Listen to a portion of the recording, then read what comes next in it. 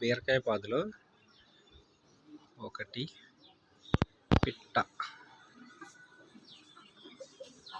పిట్ట పెట్టింది. ఇయ్యా దీంట్లో ఉంది, చక్కగా గూడు కట్టింది. ఇప్పుడు చూపిస్తాను మీకు గుడ్లు ఖచ్చితంగా కనబడతాయి. కనబడినాయా?